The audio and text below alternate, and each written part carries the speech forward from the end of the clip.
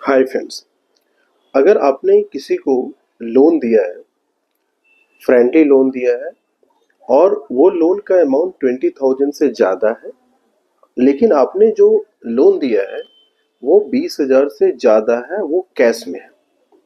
यानी आप 20,000 से ज़्यादा लोन दिए हैं और वो अमाउंट जो है वो कैश में आपने दिया है। तो क्या ये, और अगर जिसने पैसे लिया है उसने आपको चेक दिया है इसके बदले, और जब चेक डिसऑनर होता है तो आप कंप्लेन फाइल करते हैं under section 138 of the negotiable instrument act.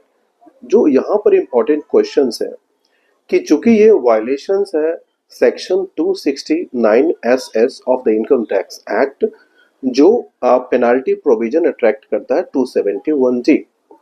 तो क्या ये कारण हो सकता है जो आपने लोन दिया है वो नलीफाई यहाँ पर हो जाए, वो नॉट एनफोर्सेबल डेट हो under the negotiable instrument act. So the recently honourable Delhi high court has ruled that, जो केस था वो रमेश कुमार सिसोदिया वर्सेस परवेज दावस। इस केस में जो तीन इंपॉर्टेंट क्वेश्चन थे, इशू था कि पहला, जो अमाउंट दिया गया है वो 20,000 से ज़्यादा है, कैश मोड में है, फ्रेंडली लोन।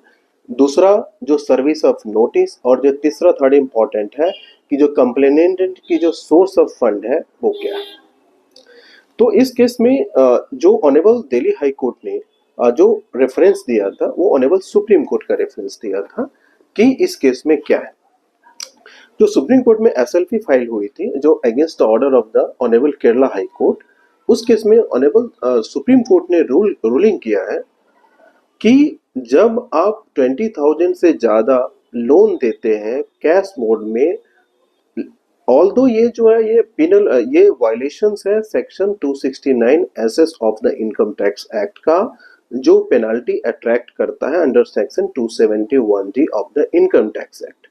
ऑल्दो, लेकिन फिर भी जो है, जो डेट है वो एनफोर्सेबल है, लीगली एनफोर्सेबल है under the section 138 of the negotiable instrument act, and according to that कि अगर ये प्रोविजंस का वायलेशन है इनकम टैक्स में तो ये कोई डिफेंस नहीं होगा to proceed under the section 138। तो जब आप वन सेक्शन 138 का आपके अगेंस्ट अगर प्रोसीडिंग स्टार्ट हुआ है तो आप इसको डिफेंस नहीं बना सकते, जो आपकी प्रिजम्पशंस है। So to get more information related to the check bounce litigation, please subscribe our channel.